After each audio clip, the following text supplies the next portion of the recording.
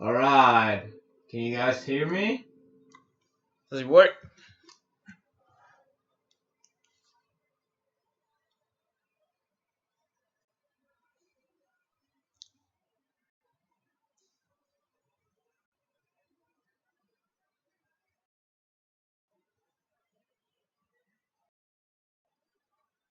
Of course, there will be disco dancing later on when the show file is ready.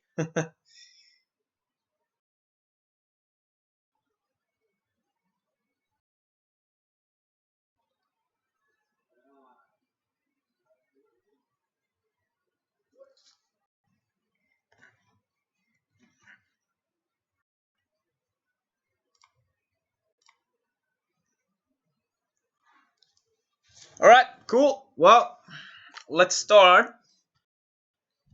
Let's get over to MA.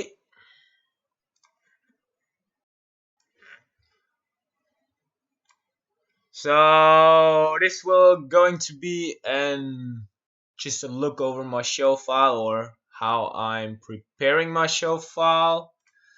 Um, Basically, I'll just already patched everything, as you can see.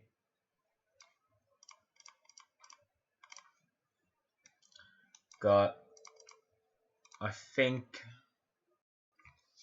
how much is it? We have around 408 fixtures. Gonna be a lot of fun. So first, when everything is patched and I have my 3D position set up or the 3D stage is made, I'll just start with auto creating my groups, which I create by, I don't know how often I use it.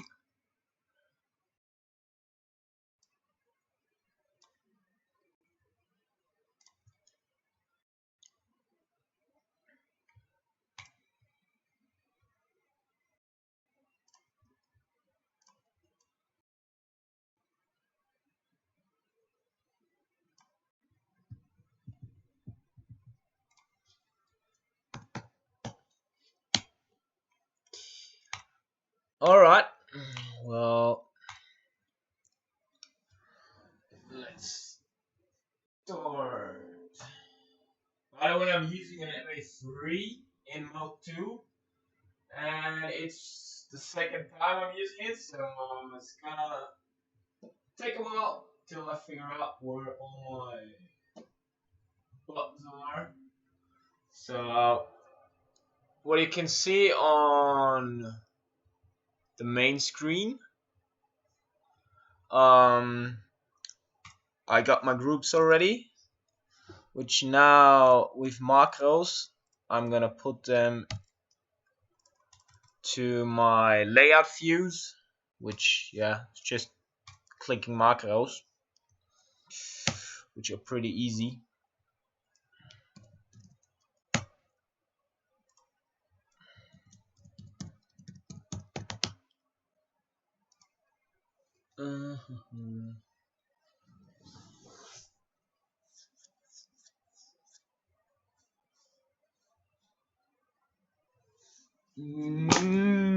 Well, I'm not Dutch. I'm Austrian, but I live in Holland since 3.5 years, and I also work there. But currently, I'm in Austria, and we're on lockdown. So, pretty good friend of mine bought me his MA3. So yeah, now I can just fuck around, I guess. By the way, probably gonna take a while till I read all the comments, cause there's a pretty big lag or a delay till I see all the comments coming in. Might take a while.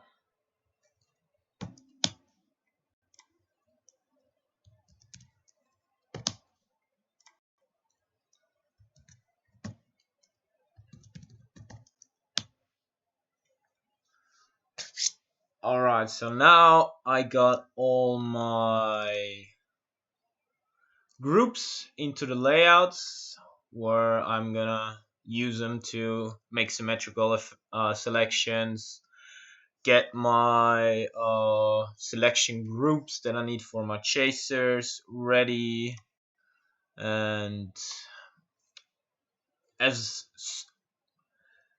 as long as you have 3D stage, there's one pretty nice trick for layout views. Instead of creating them yourself, you can just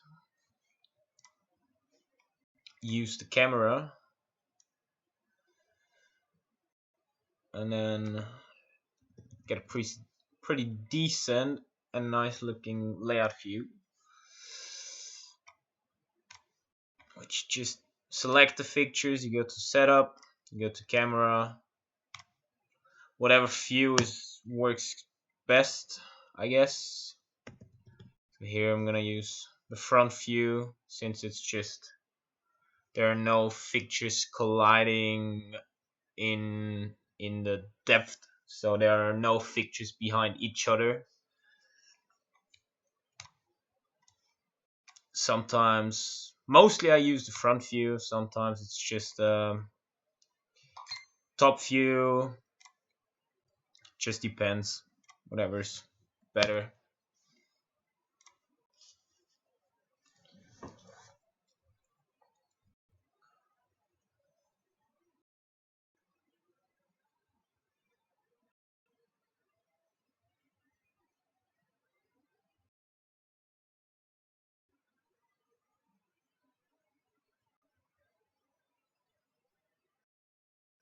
uh I don't directly work for Qdance.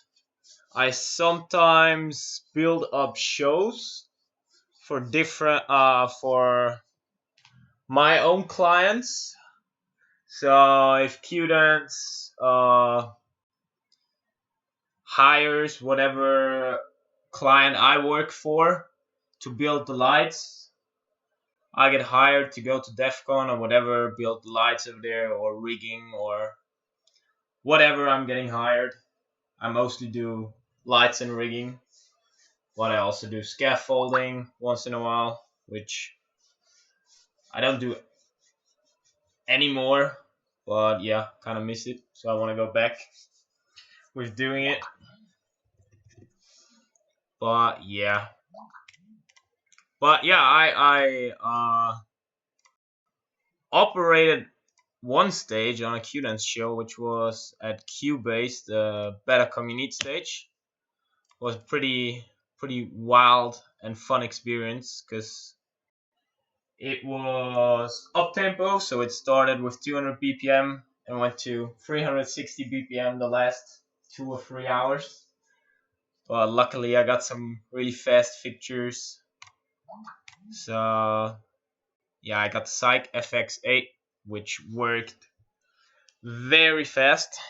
So they kept going till 320 BPM with my chasers. So yeah, it was a pretty fun experience, and it was my third real life light show. So yeah, I think I did a good job. All right, yeah. Now here you can see that selecting the front view is not really nice, or doesn't work at all, because there are multiple fixtures behind each other. So now I use the top view, and yeah, it works better now, because now I can select them the way I want it to.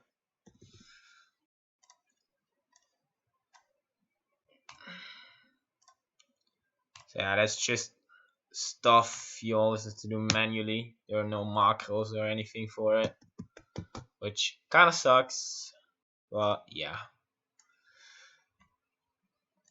can't help it. So yeah, these P5s in the front of the stage, I know that there are some fixtures behind each other, so now I just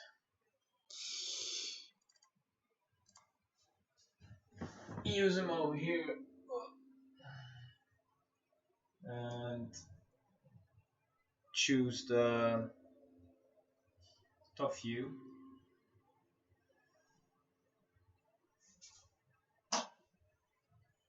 That's in place as well. For me, it's always really important to set up a layout view because most of the times when fixtures are in multiple layers, it's pretty hard to do a symmetrical selection through just clicking in the numbers, the fixture IDs. I never really do that. So yeah, I just stick to layout views, which works the best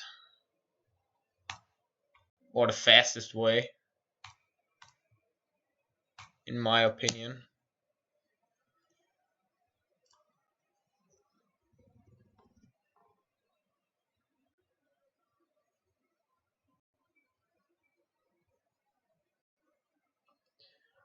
If I have to choose rigging or operating, It's a good question.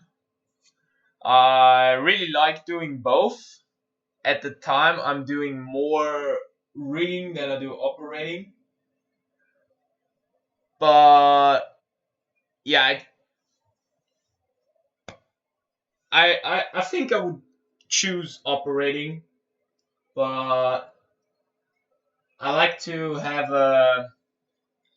a bit of diversity because yeah, sitting behind a desk every day, not really moving stuff or having strong physical work gets me a bit boring or a bit bored.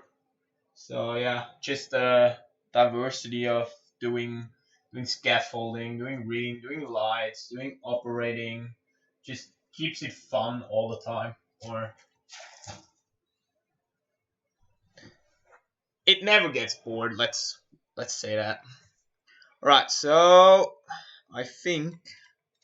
Right. Yeah, we have all the layout views are set up. So now we can create some symmetrical selections, which are for some people it's pretty hard to do or to think about.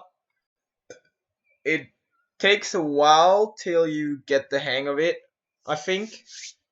So, but easily explained and the pretty lazy way of doing a symmetrical effect, selection in a layout view is just I'll go up from bottom to the top and then from left to right, and then I keep in mind that this fixture is the first one in the selection, and now I need to make a selection so this fixture is the last one, which makes it from top to bottom and then from left to right. And then I have a pretty handy macro which just tests the symmetrical selection.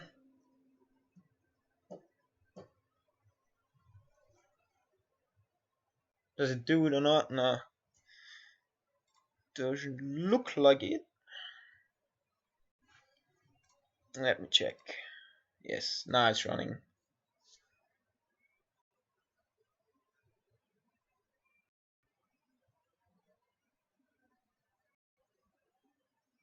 So now as you can see, the left side and the right side is doing exactly the same. And then it's a symmetrical selection, I would say. Then I'll store it.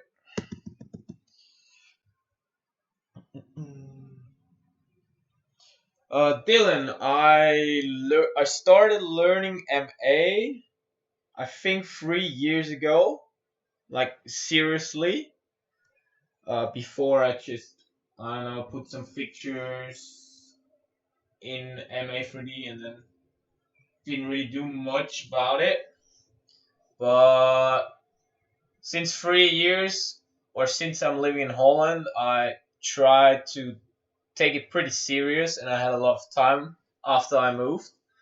So I, instead of just wasting time with, I don't know, playing Call of Duty or stuff, I just sat on my PC for 12 hours a day, try to figure out the software or get me to a place where I want to be. And yeah, now I reached some goals so far in terms of operating stages that I always wanted to, but I wanna operate some more stages. So yeah, but I think that will come. Right, so let's continue with the BMFLs. Since there are more layers of it, like there's a top truss of it, I'll just store some groups to figure it out a bit easier.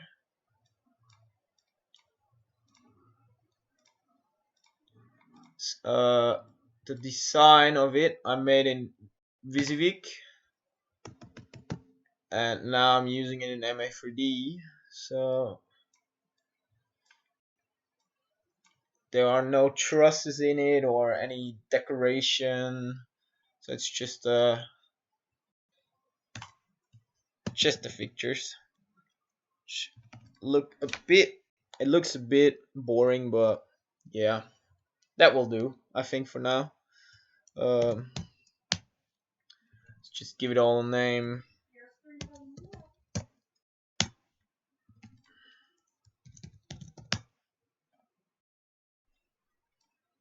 Oh, shouldn't be in here.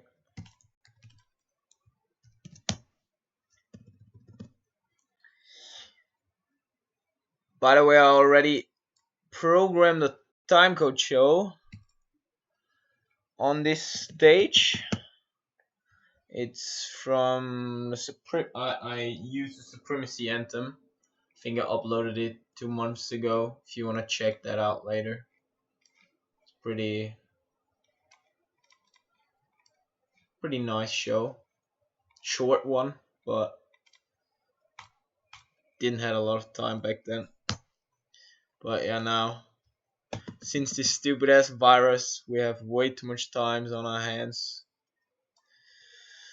So yes, let's use it in a good way.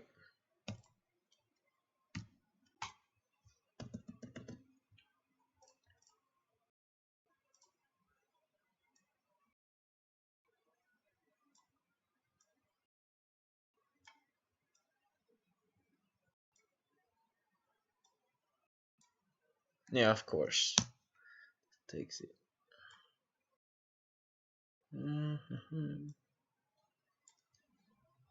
Let's check if it's symmetrical.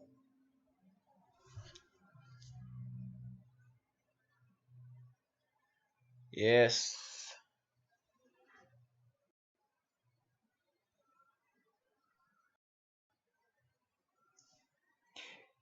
Then if you use wings in your effects, it's pretty important to have a symmetrical selection.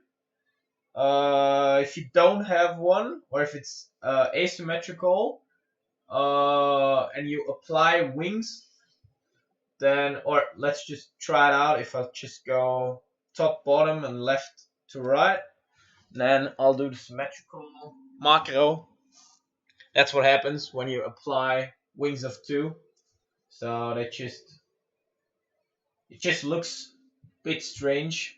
I mean, sometimes I also use effects that aren't symmetrical. I think it's just a nice way to keep things nice once in a while. What you can also do with symmetrical selection is just a snake thingy. So you go top, bottom, and then bottom up, or bottom to top.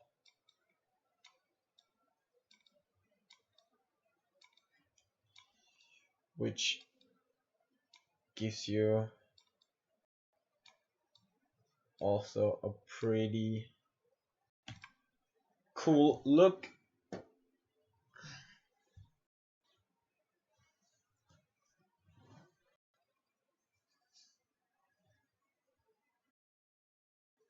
But for most of the time, I always used the just a lazy symmetrical selection from bottom to top and then left to right, and then just mirror it on the other side.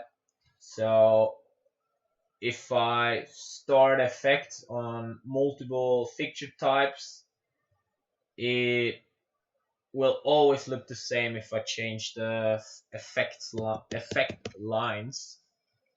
So yeah, that's I think a pretty important thing to me. All right, let's create some group selections for my chaser, which I wrote some macros.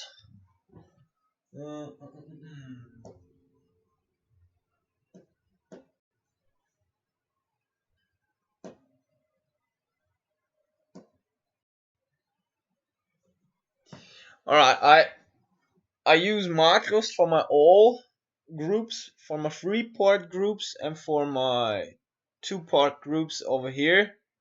It's just because it's possible to use in a macro. Because if I create my block groups, which is to most of the time an uneven number of fixtures. So in group 1 I have like 20 fixtures. In group 2, in that one I have, let's say, 30 fixtures, and in the other one I have 50 fixtures. It's not really possible to create with a macro itself. So that's the stuff I have to do for my own. But yeah, if it works, it works. So mostly I'll just go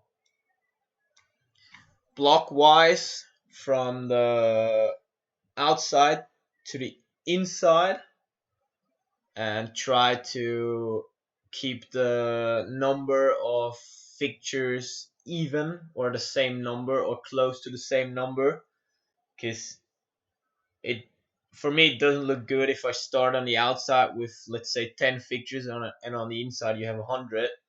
So that looks a bit strange, I would say. And as you can see here, now we have a few more fixtures than in the other group, but it still works.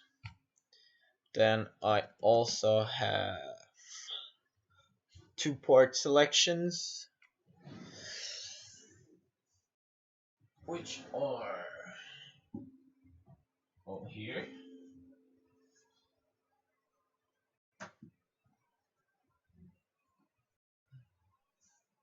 Now I'm currently working on the MA itself. It's a bit easier because I have 2 views, and on my laptop I have to switch around views.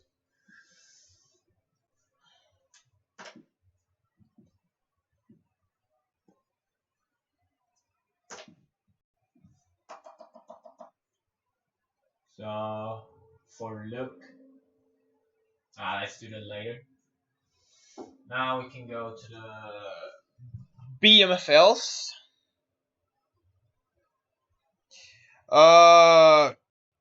Shost or whatever, if I get your name right, Shost U06.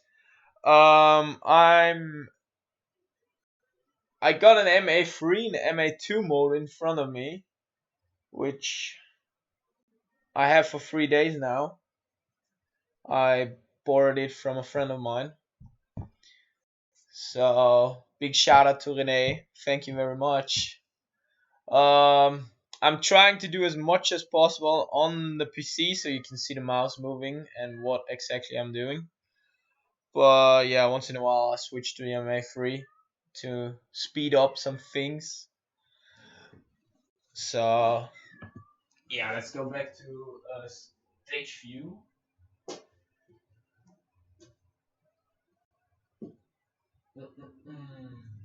store it in a few. Need it later.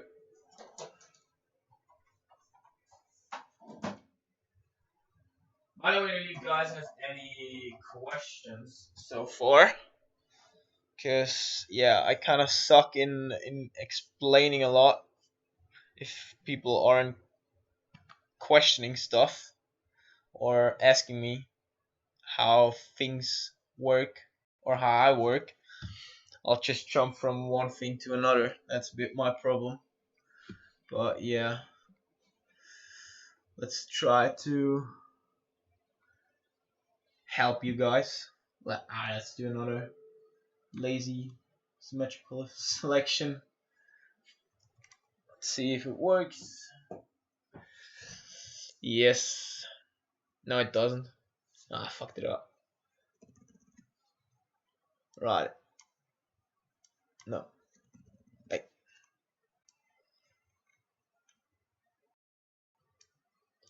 I know why. It's because of this. Let's move it a bit out of the way. And we should be good.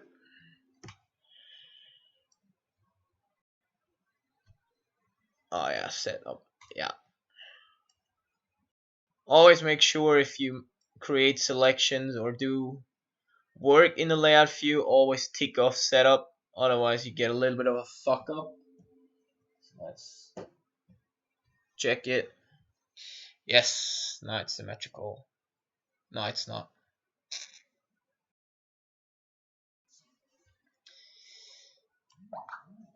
Let's shift.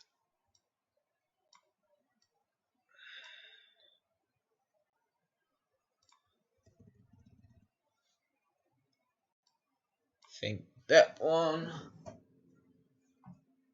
is a little bit to the outside. That one also, but in the same row as this one.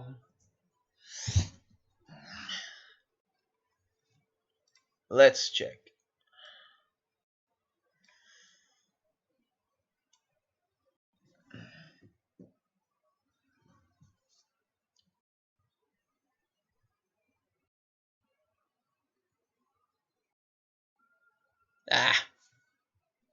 Let's just roll with it.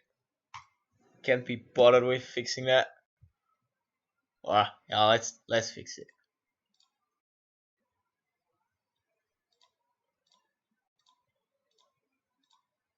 See if I can remember it.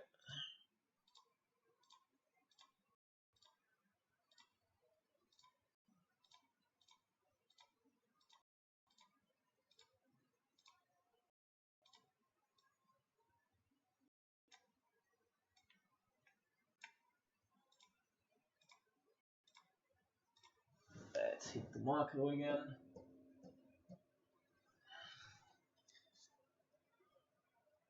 Yes, and it's symmetrical. Yes, the stream I'll just keep public. Will be watchable for everyone and available for anyone. So if you don't have time at the moment, you can just watch it later, probably.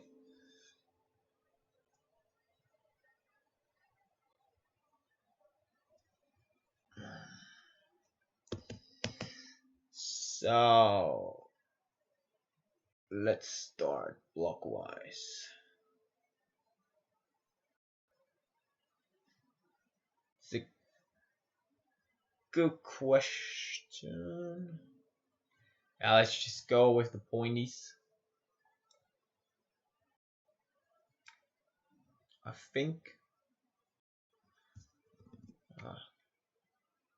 Tomatoes. Oh.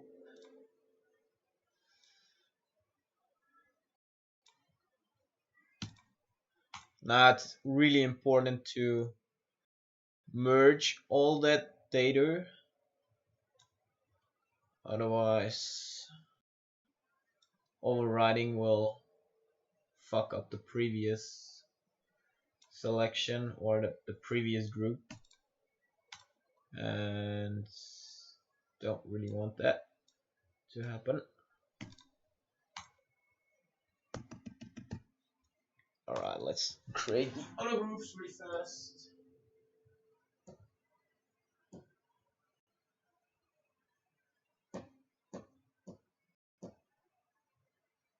We do it.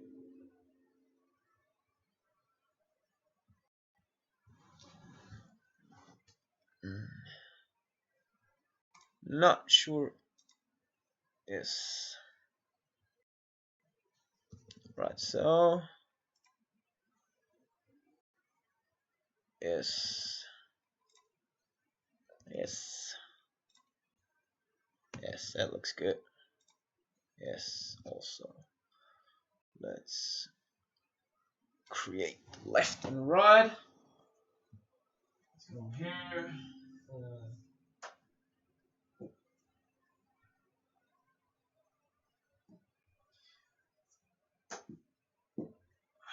I really like how responsive the touchscreens are on the MA3. On the MA2, I really struggle sometimes to do or to create selections on the touchscreens, and it fucks it up sometimes or just stops. So yeah, I'm really happy with that fact. So far, I'm not a big fan of the MF3, but now I got enough time to maybe change that. Argos, color effects. I will go through a bit later.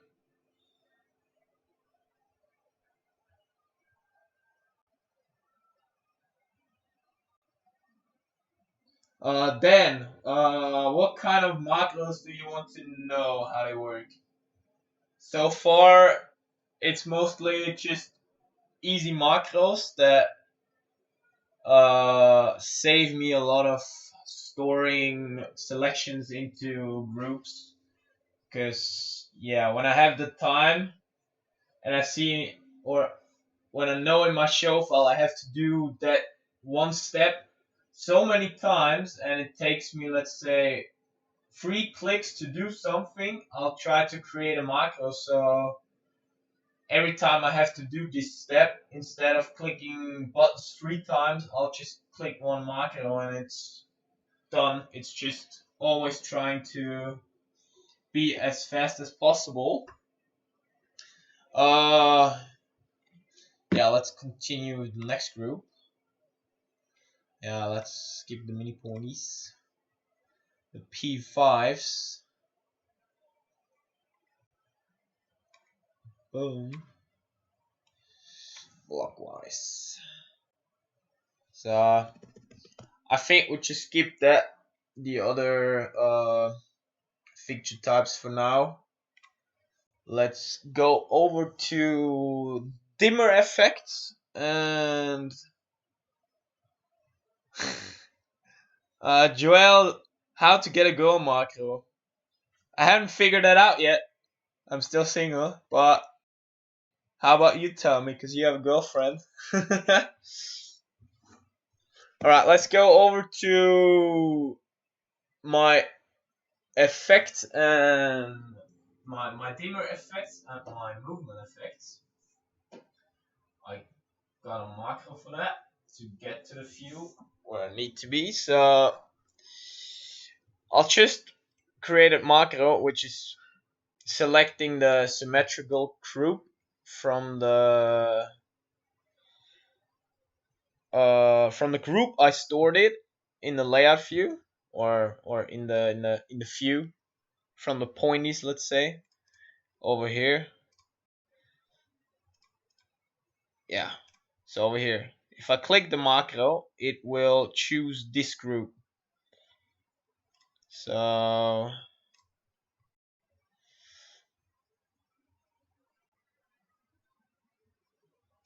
let's Let's go back to view 2. So now I just click that. It selects the symmetrical group. I can store it here. And I'll do the next for the BMFL. It's pretty easy going. And P2.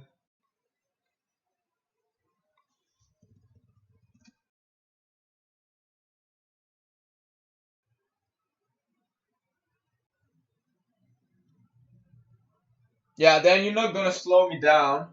You can just tell me which one you want to see. It's not really any kind of secret macros I used so far.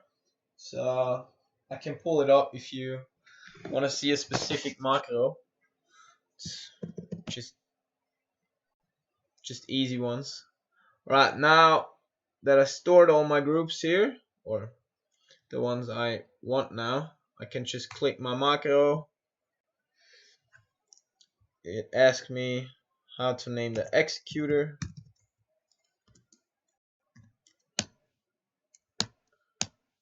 Now I can assign it to the theta I want to, which is, it's already in place. Then I can do the movement. Also tells me asks me for the name, which it's stored over here now. And I'll do the same for the BMFL. Assign it. And now for the mini pointies.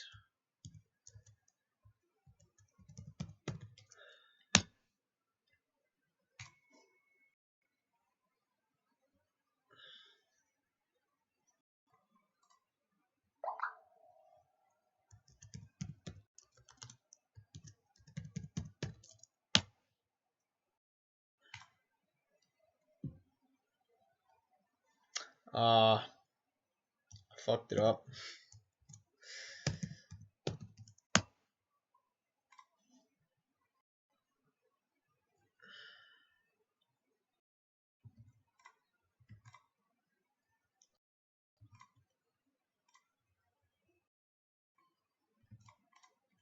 Oh.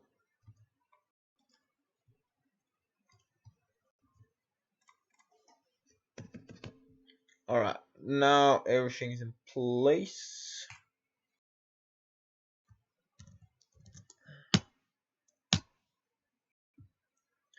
Yeah, that's basically how I store or how I set up my dimmer and movement effects. There's a bit more to the movement effects because I'm using a size fader, but that's in a different view to set up. I can pull up one of the macros. It's basically just a macro that loops itself. That's a bit more advanced stuff. So if you don't understand, or no, it's not a looping macro. It's just using a few variables because I wanted to write that macro only once and then copy paste it and just change a few numbers. So it basically just stores it into the sequence instead of the executor because I want the executor to be flexible, or to, if I'll just move the executors to a different place and I run the macro again because something broke, then it will store it to the executor that it was assigned to, and I don't want that. And if I store it in the sequence, it will always follow on whatever executor I have it on.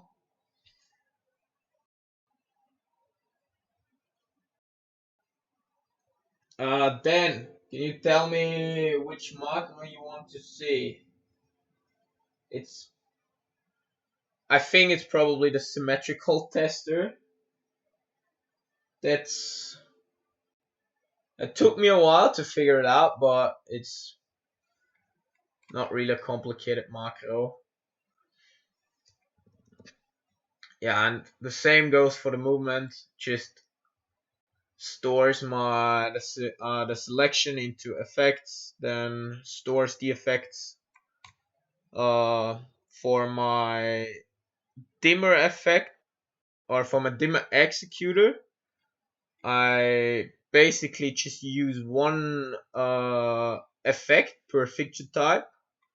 And in the first queue, I just store it at full, and in the second through the sixth queue, I just store that one effect. I can show you my effect pool. It's just this effect number one, this one. It just stores it. That should be here. Yeah, it just takes the effect, stores it on queue 2 through 6, and later on it just assigns a form, whichever form I want it to be. So I have a scene ramp, pulse width, a chase, and a sweep, which is uh, an own form that I created. I can show you later. Yeah, that's basically it. So the command feed looks like this. I also assign the width, because as soon as I assign the form of pulse width, the width goes to 50. And if I assign a sin wave again, it stays on 50 the width, and I don't like that, or I don't want to have that. So I just use the width also and change it back to 100 where it needs to be.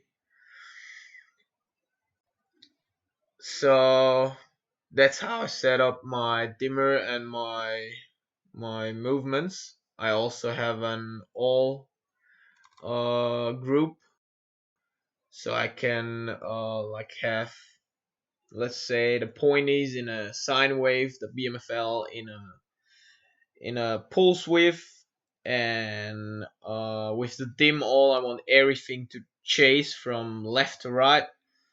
I can just flash it in. Works pretty nice. I haven't used it live because it's a new feature I installed.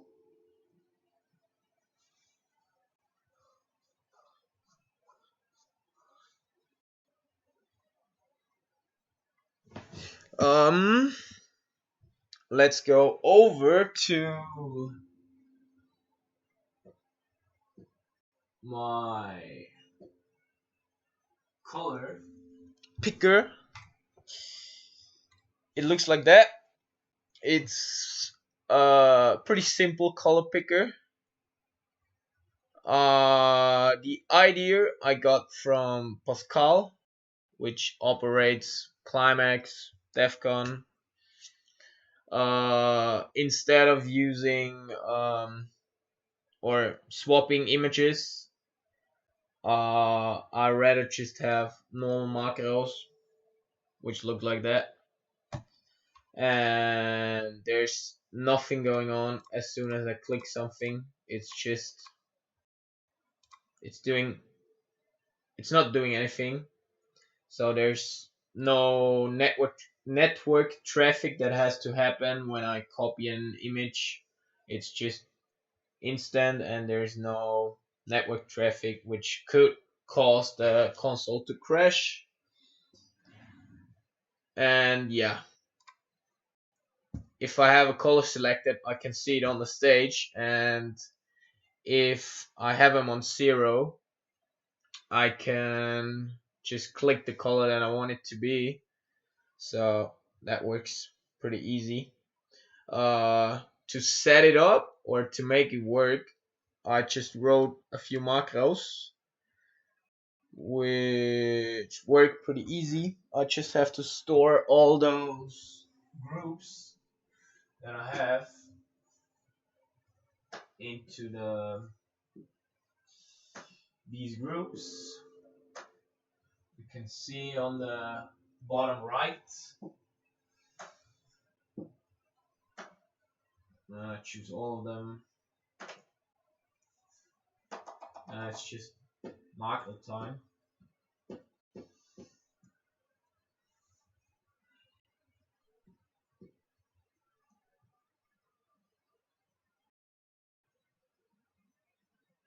So now it's just taking, it takes the group, it stores it into the sequence that gets triggered with a macro through the color picker. So if I, oops, wrong page. So if I pull my groups up, now they go all to red. Now pointy go to blue. So that's how it works. It's pretty simple color picker, and I have a lot of options. I have 11 possibilities. So I'll just start with storing them by feature type. And if I have something left, which is mostly the case, I'll just do odd even. I can do like left and right, up and down, whatever looks nice on the stage that I want or that I'm working on. My Let me check.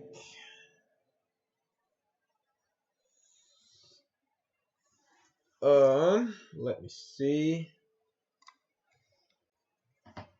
Why is that?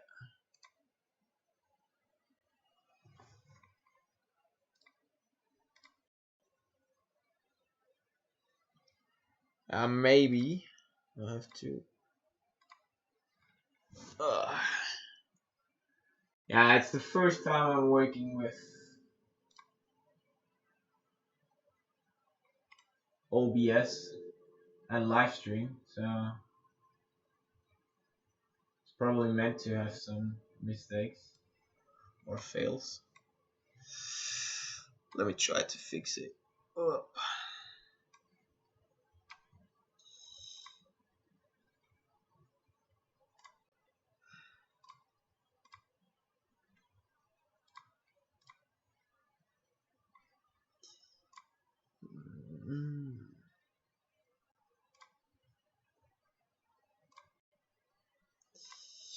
It was View 2.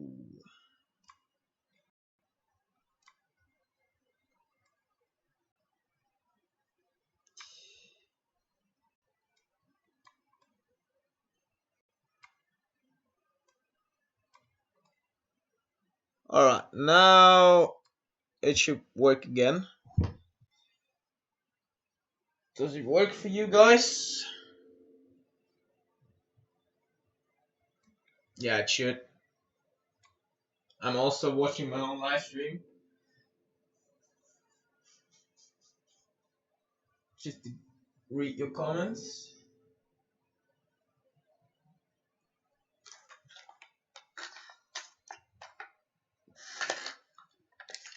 Alright, now we're back. So yeah, that's how my color picker works and how I set it up. Actually, there's no magic behind it. If I pull up the macro,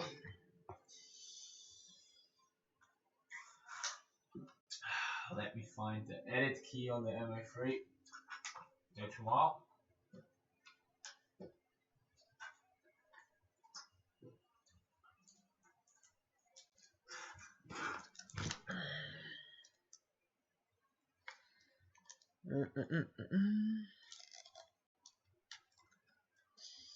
No. Yes. So that's basically the macro. It's a looping macro because all the colors I use are in order, so they go from 1, 2, 3, 4, 5, 6, 7. So I'm just using this loop macro instead of writing a macro with, I don't know, 100 lines. Well, as soon as I figured out how to use a looping macro, I try to use it as much as possible. Saves a lot of time of writing stupid lines all the time. Like if you have a line that says group 5 at preset 4.1, and then you have to group 5 at preset 4.2 or 4.3, and then again, and then again, and then again. It's just stuff I don't want to be bothered with. So yeah, lazy people have good ideas to write macros, I think. Alright, let's go to my color effect. I'm using the same method that Christian Jackson uses. So I'll just copy my groups to the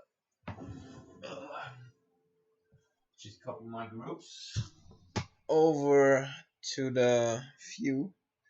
Let me check something. Yeah, I'm logged in. So I'm copying the BMFLs. I'll copy here. Then my pointies, I'll copy to the color wheel. The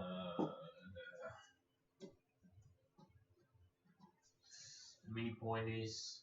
I don't have one left yet. And my P2 over here, P5 over here, left force over here. And then I'll just assign them into the effects. Go on, finally work. That is not a color wheel.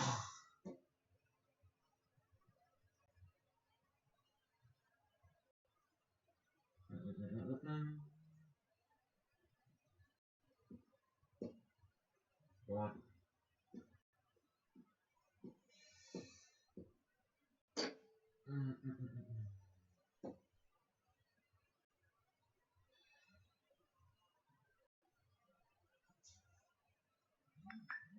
Now it works. Or it still doesn't.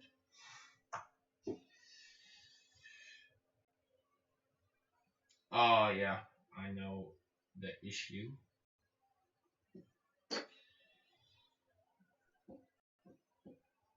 Yes, it's how it's supposed to be. So now it just, as soon as I got all my effects, I select all of them.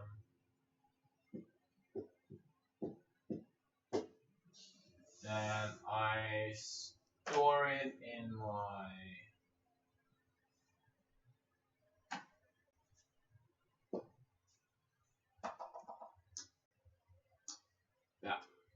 that works. I just stored it into my color temp fader. It's exactly the same how Christian Jackson does it. Most of the time I'm not really using color. My color, or I don't use color effects that many times. Most of the time when I do some color effects, I use it through my 3-step or 2-step chaser. But if I want to do, like, say, like a left to right sweep with red and blue, I can use my temp fader with the colors. So let's try. And if I want to change the way my effect responds or works, let's slow it down a little bit. color red and blue. And let's take out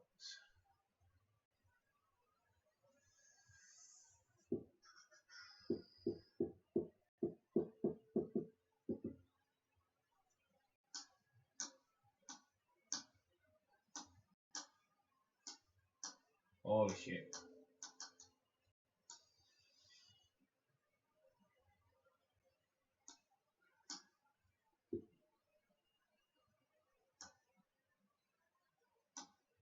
Yeah, there are some fuck ups. Let's figure it out. Oh yeah.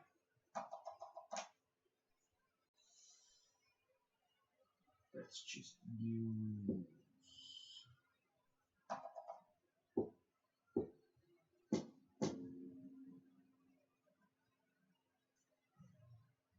BMFLs or override. Alright, so now we have the BMFLs. Over here I can say which direction it goes. It's pretty, I can tell or I can choose the form of it. And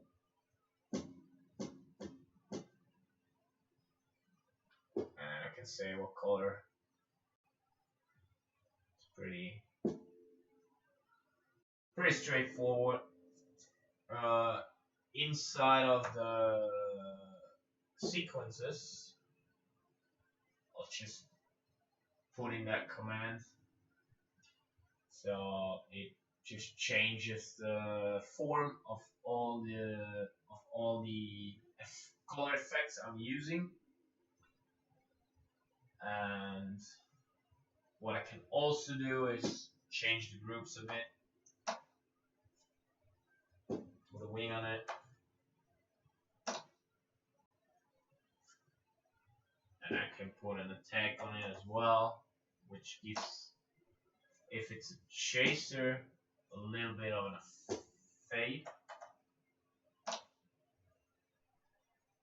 So yeah, gives me a lot of possibilities to create different looks throughout a 10-hour show of basking, because you need to have a lot of possibilities.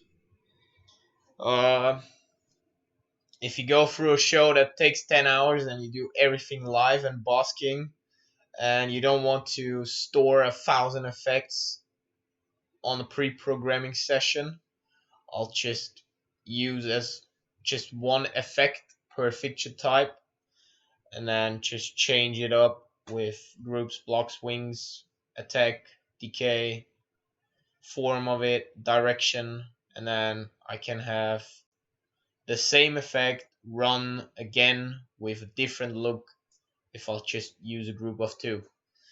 So yeah, works pretty nice throughout a 10-hour show. All right, let's go to the next topic.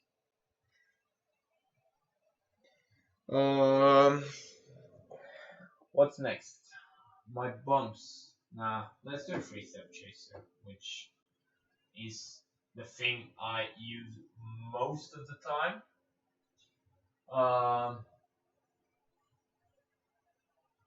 It's basically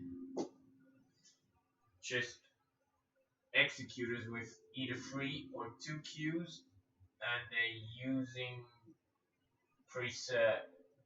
all presets, the preset 1, 2, and 3, and it's just copying presets on top of the 1, 2, and 3 preset on the all preset. It works over here. So if I click color red, it just copies red into those 3 presets, as you can see, and so let's just set it up. What's possible in a quick way, on a quick run. Um, Let's take the pointies. Let's shut everything off. First, I have to store them here. And then, if I have more groups like BMFLs, the mini pointies, the P2, the P5, the left force, I store in one group. So it's just decoration lights. Then I hit some macros to label everything to know what it is. Pointy, EMFL, mini pointy, and Deco stuff. Then I have to store all of them into my bump group, which I will override. So now it's just storing a lot of presets, which I'm gonna do now. So positioning, because it's MA3D and the fixtures on the bottom and the fixtures on the top are upside down, or the fixtures on the bottom are upside down. So, and in MA3D, if you how's it called? Let me check. If you invert the punt and the tilt, it won't be affected in MA3D. So let's just store some stupid positions, pretty quick ones. So let's do 45. Let's do the 90.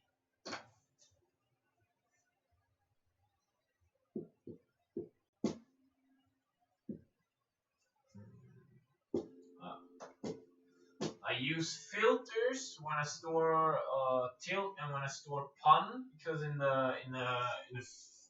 the free step chaser, I want tilt and pun to react from a port, or be able to, let's say, release the tilt, and only the pen is active in the free step chaser.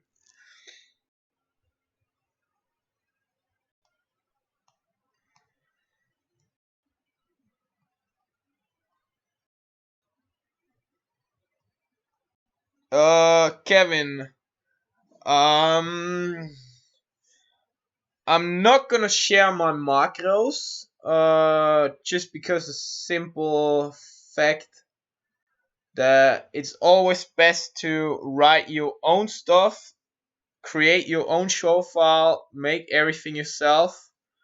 Because if you use things, macros, show files, whatever from other people that you not aware how they programmed it, if you run into an error, into a fail, something doesn't behave the way you want it to during a show, you're gonna have a really hard time to troubleshoot. So yeah, if you need help with macros, let me know. I can help you. But yeah, the best way is just write it yourself. So yeah, you need to learn macros anyways to uh, create your own show file or your own startup show file. It's not that hard. I figured it out, and yeah, I'm not the brightest light on in the sky or the sharpest tool in the shed.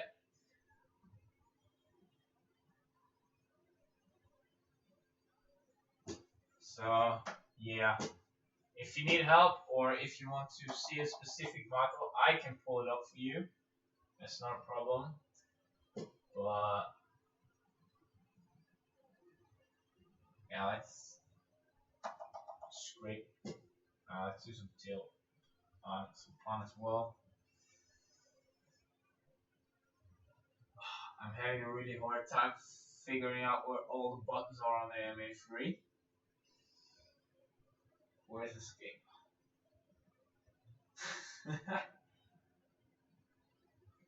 Ah, there it is.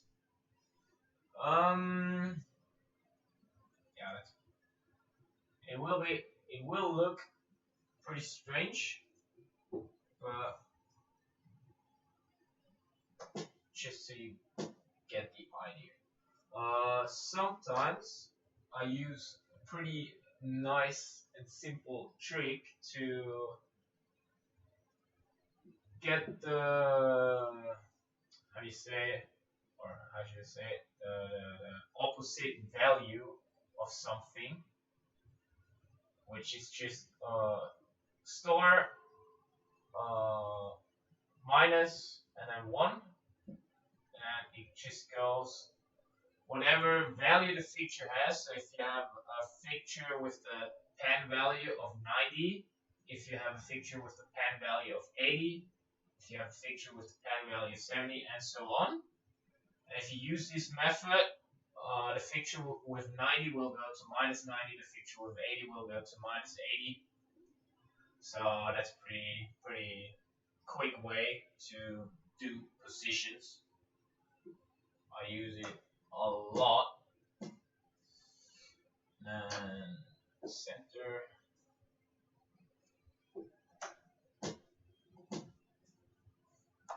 So now it should only affect pan value.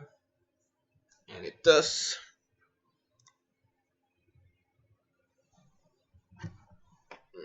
Let me shift something.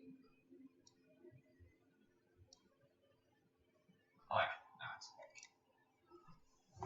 Alright, so positions work. They're garbage, but it's just to get an idea of how things work. So now it's just storing the zoom.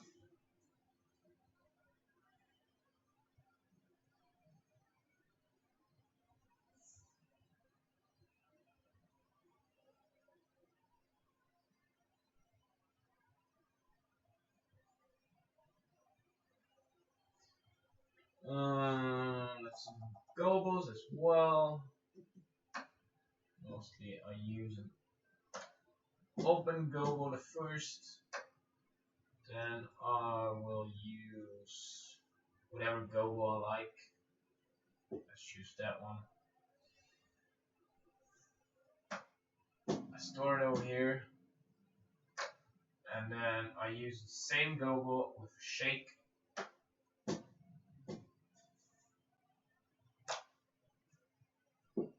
So now let's go to beam, open, close. With the shutter closed, you can do a lot of cool cues or looks on the stage. Let me check MA3.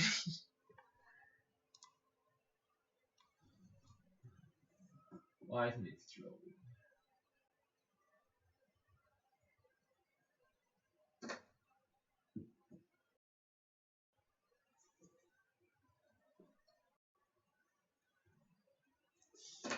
Right. Let's store strobe. Oh yeah. Highlight. Alright. So that works. So what I did now, I'll do for every fixture type. So just ready up or make those presets and then merge it again. Then I just hit my top macros, which just prepares all the presets, and then the go all macro just stores uh,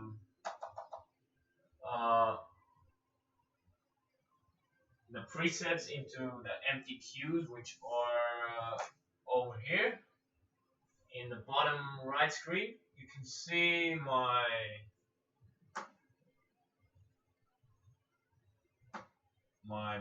executors, which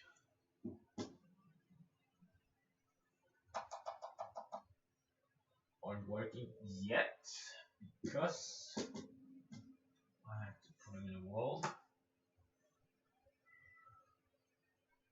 So now they work.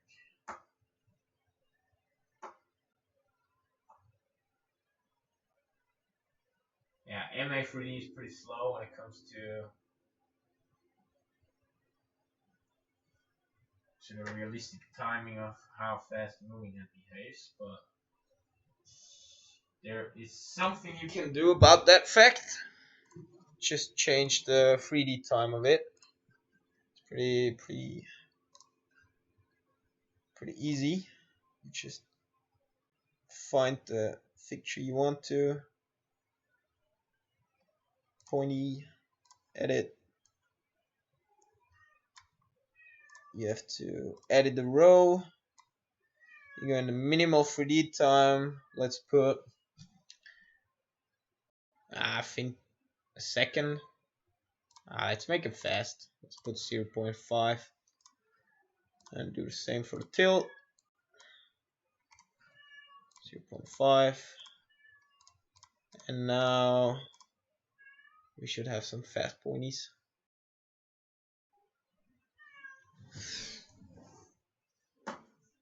All right, let's see if they are.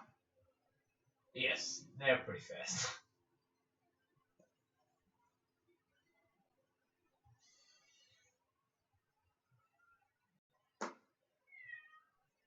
Yeah, then the -1, as soon as I figured it out, it's just gold.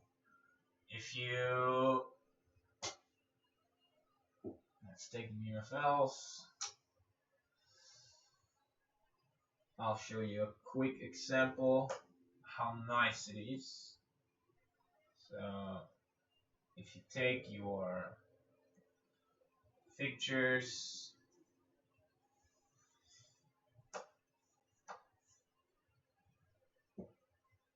you align them,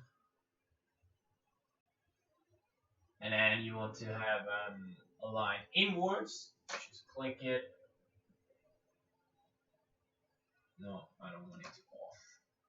Just star -1, and they go inwards. It's pretty handy and quick tip to make things go faster. I really like it. Yeah. Now I can show you how my three-step chaser works. I got the idea, or I took over the idea from Pascal. He I almost got the same. I changed it a little bit up. I started with this one, so I can tell exactly in Q1 I want color red. In Q2 I want color blue. In Q3 I want color green. So now, yeah, but sometimes I just want everything to be red and to go up, and that's why I just made this one to make it pretty quick.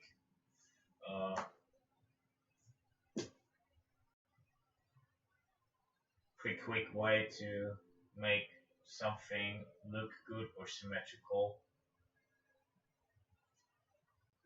Now that chaser is pretty fast. Where is it? My rate.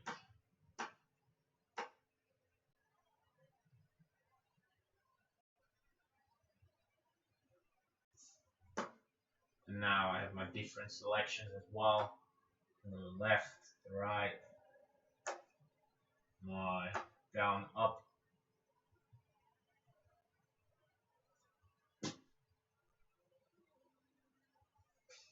My 2-port. I haven't stored anything in look, so if I use it, nothing will be active. And my all, which goes to all. This way, it's nice to have a different look. So now you can say go up, off, and go down, or just release everything.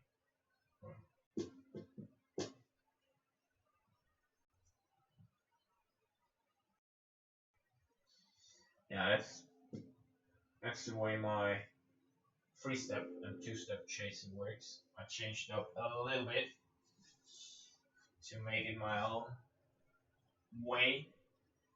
Let's say works pretty easy. I can also take out and take in fixtures, so they will be active or they won't be active in the 3-step chaser. That works with walls.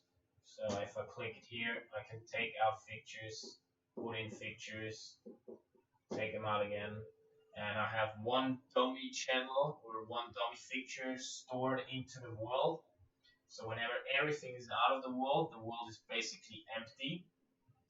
So everything will be active in the 3-step chaser, but if I take out everything, I don't want anything to be active. So that's why I have one dummy channel that doesn't do anything, that just sits there. And if everything is out of the world, there will be nothing active in the chaser. So now if I activate, nothing's active because I took it out. And if I put the points back in, now they do something.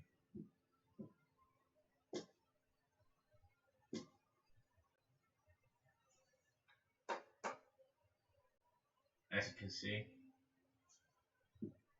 And I can also release specific attributes like the tilt. I don't want to have it anymore, so I just click the release, tilt release, and then it's not active anymore. Same for, let's say, the zoom. I can just release it again, and then it won't be active. So that's just, it's pretty nice feature with to like change the look pretty quick and easy, but it had a pretty big impact.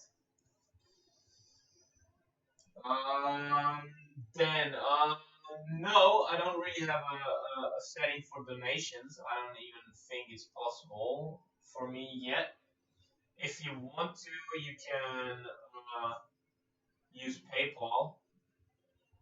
You can send me a private message on Facebook. That works for now. I'm trying to set up donation on YouTube, but yeah, I'm struggling with it. Well, I haven't looked into it yet. But if you want to send me some money, it's a hard time at the moment. We're all struggling, and I'm happy to receive some money.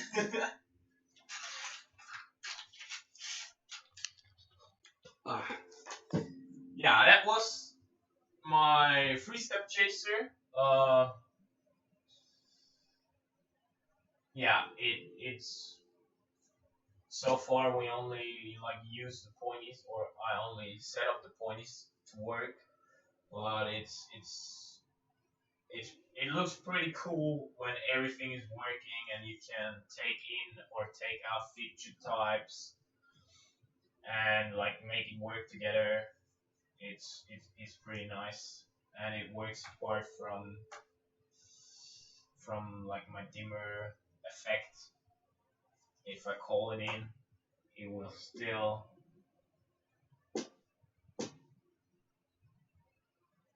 it still works apart from it. And also, if I use a closed shutter, it just creates like this second dimmer effect, let's say. Or if I use a strobe.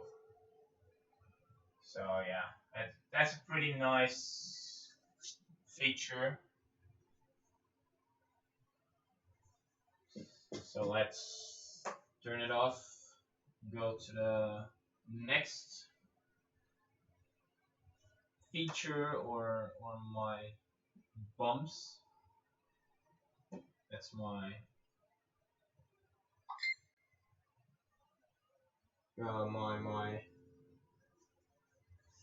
all my bumps. I have one few for them. Uh, Basically, what I have to do is just start off with storing all my movement into my all movement group.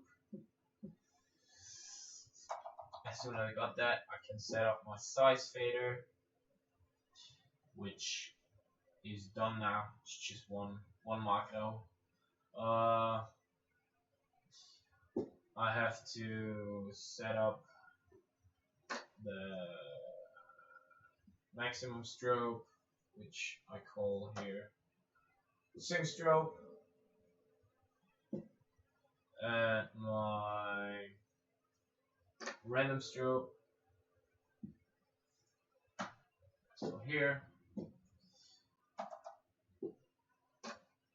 I'll do that with all feature types that have those options.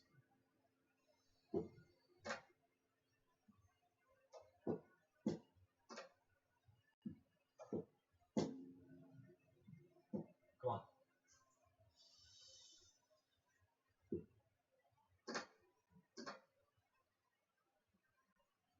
Max strobe.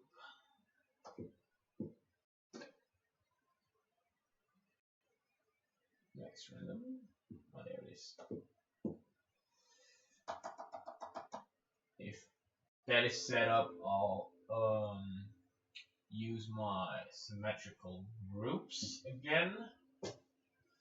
I just take the group, I hit the store delay by sim group, which gives me, I'll show you. Let's top it up. What it does is this. Doesn't work yet. Probably.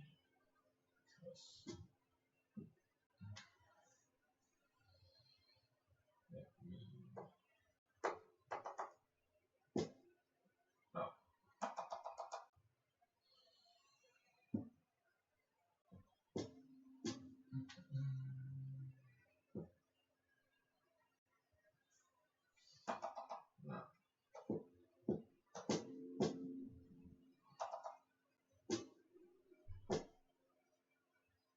Oh yeah.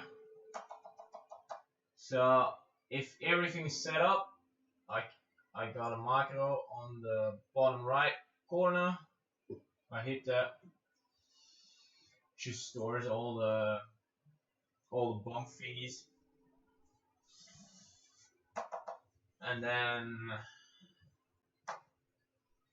I have two bumps for it goes to my first color, which is, let's say, green, and in Q1 all the fixtures go to green, and then it releases it inwards with a delay, and then you gotta queue outwards. There's a pretty nice trick, so I can make it faster.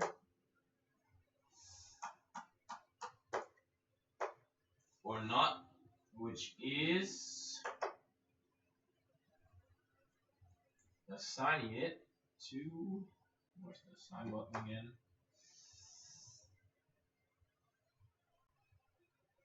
Well,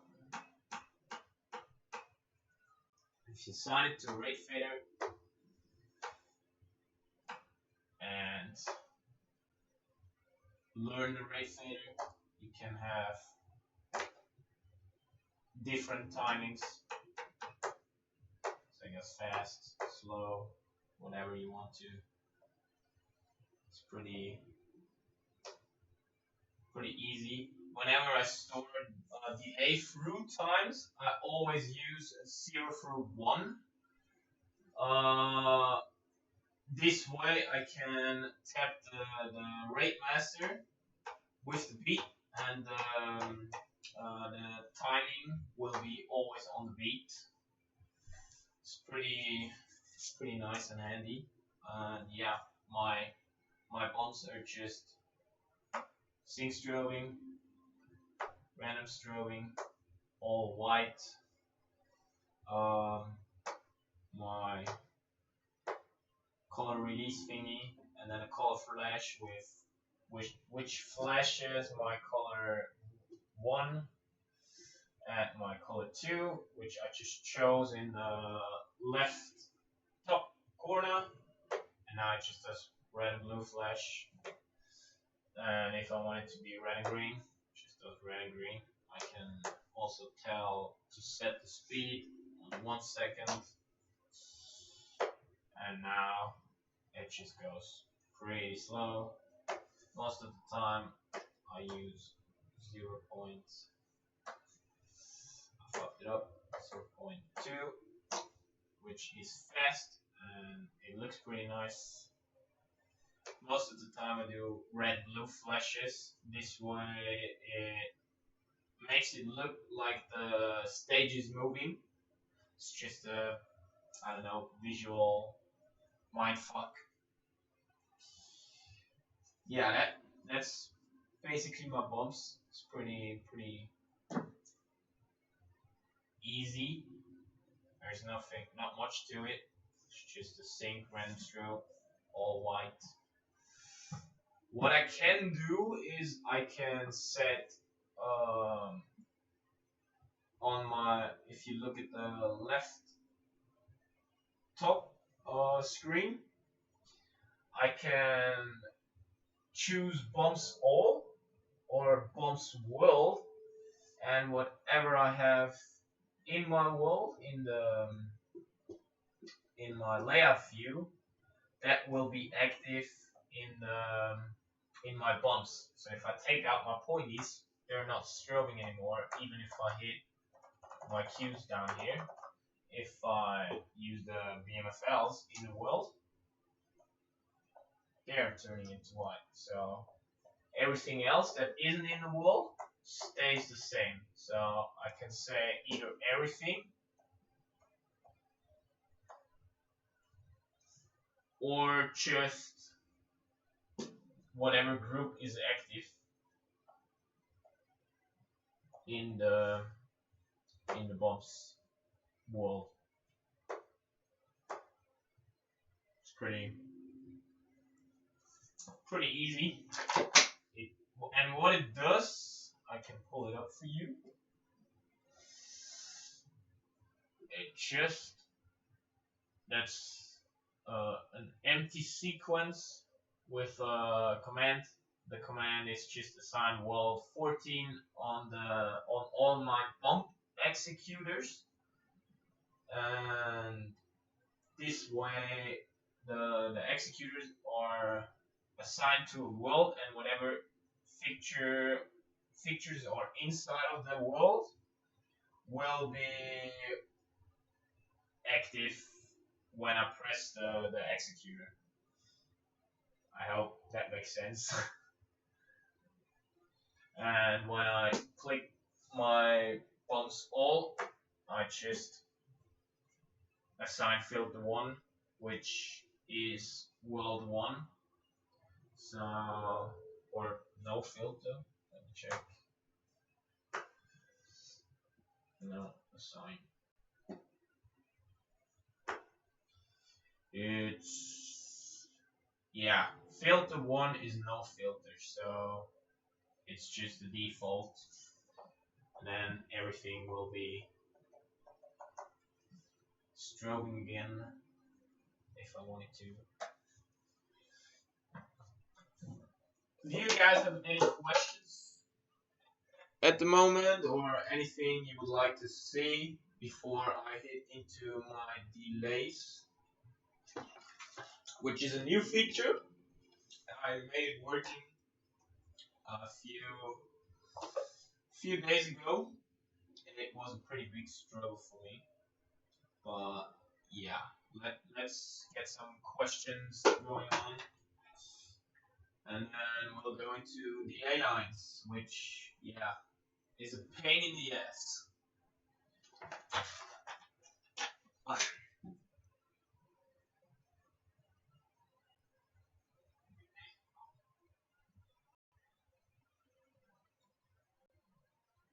So yeah, it probably takes a while till the questions will come in.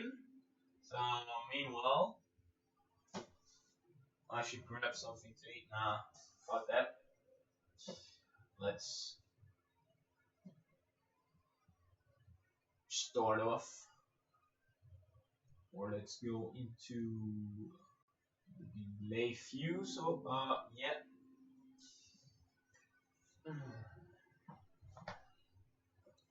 So let's wait for some questions.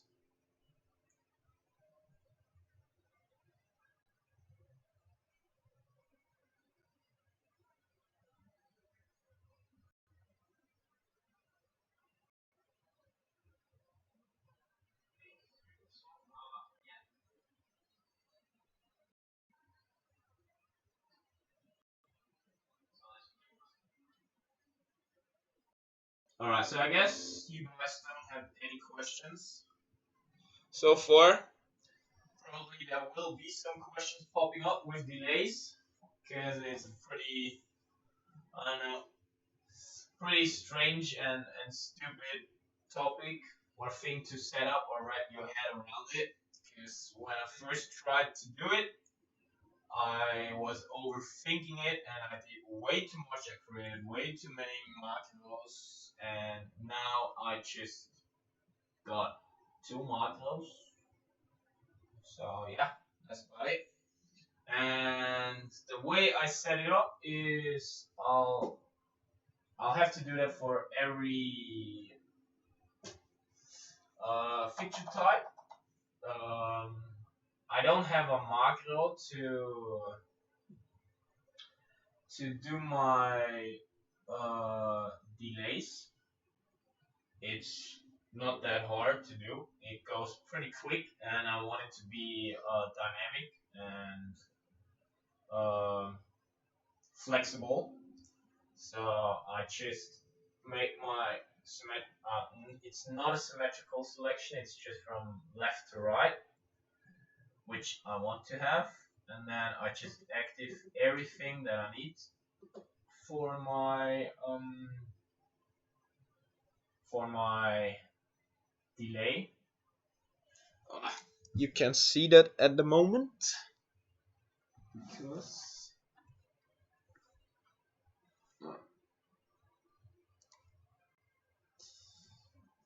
screen.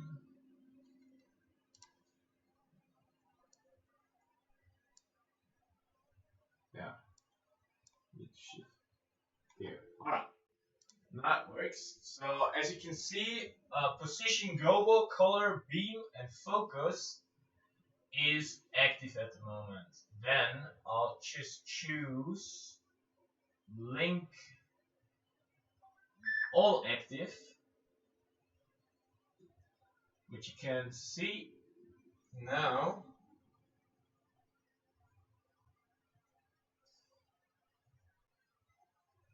And then I'll just apply a delay, so 0 through 1, which is makes it left to right.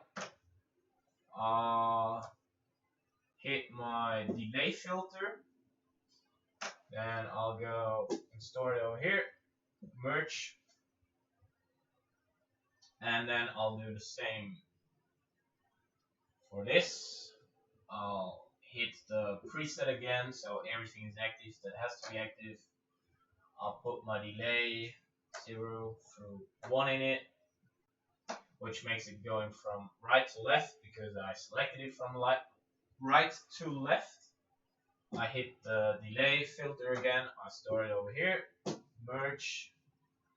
Now I select my symmetrical group. I click the one of the presets again, so everything is active. I put in 0 through 1 through 0. I use my delay filter again. I merge it over here. And then I'll click the preset again, so everything's active. I use 0 through, no, 1 through 0 through 1. Oh, that was fucked up. 1 through 0 through 1. Apply that. Store it over here.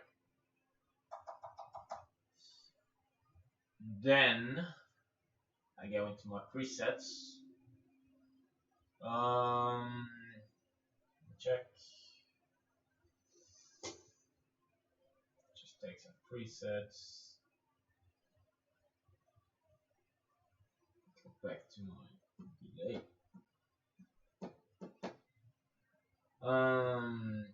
I hit a macro, which makes all my presets to be a selective preset. Alright, because for the delays, apparently if it's not selective, it doesn't work. I don't know why, but that's the case. It's a bit strange because for my color layout view, or for my three-step chaser in the color layout view, I have global presets and they work. So yeah, I don't know. Maybe I'm doing something wrong. Alright, now that I have my pointy set up, I just hit my copy to release macro, which just copies the only delay values to a preset with the delay values and the release value, which you will see why I do that in a bit. Sometimes I have to hit it twice the macro because I don't know, things aren't working the first time. So now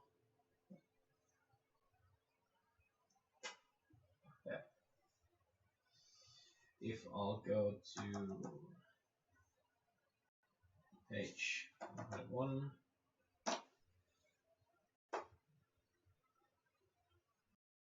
alright, my delays seem to work. That's a good thing. Delays. So what I can do, let's release everything, and then everything should be luckily off. Yes.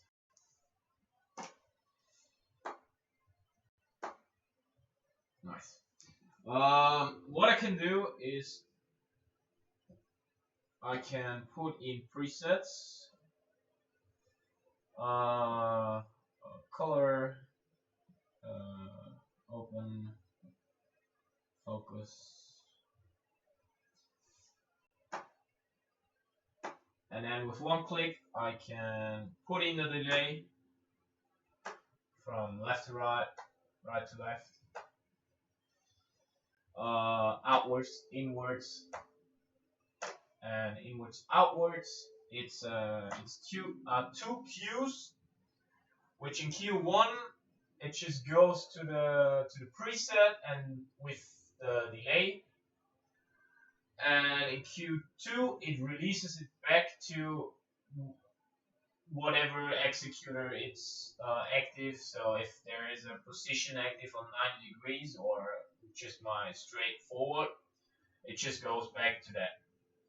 And I have some options to say I want it to be react like an effect or act like an effect. I can use the follow, choose a trig time, let's say 1, and then it will act like an effect, and it goes with the rate fader. So whatever timings I have sitting in there will react to the rate fader. So now if I want to make it a bit faster, I can choose a 0.5 trick time. If I wanted to make it slower and a bit of a delay, I choose 2. So it stays on for a second, and after a second it changes, or it goes back to Q1, and then it goes back to Q2. Oh, that's a really hard word. If I reset it, it just becomes a normal Go executor again, and not a follow. So as soon as I put in a trick time, it will become a toggle executor, so I can toggle it on and off. As soon as I reset it, it will be a go. And in Q2, I also have a release value, a release mode, so the queue will turn off because everything is released. There is no point in having the queue run. What I also can do is put in a fade time, so it's nice for position to fade in and fade out again. Of course, in a color wheel feature, the color wheel will snap because I put it on snap in the fixture type, or in the fixture type, I just put in snap because I don't want to have a fade time in the color wheel. That just looks pretty shit. Alright, so I think I'll just end the stream today. If there are any questions, just shoot me a message on Facebook. On my other videos, you can see, you can read in the description my Facebook link, my Instagram, I think. You can just hit me up, send me a friend request, send me a message. I have more than enough time at the moment, so feel free to shoot me any questions you have from this live stream, from anything else. I'm happy to help. I'm trying to help. No, I don't know everything in MA. There's still a lot to learn. I'm not the best. I'm not even near the best. I'm just learning MA for 3 years now by myself. So yeah, I'm just trying to help beginners because I got a lot of help from professionals as well when I was a beginner. So yeah, just shoot me questions. Yeah, I'll probably do another live stream. Maybe I'll do a live stream with the full when the startup file is fully set up with all the fixtures, and I'll just operate live. Maybe that's a thing. If you want to see it, let me know.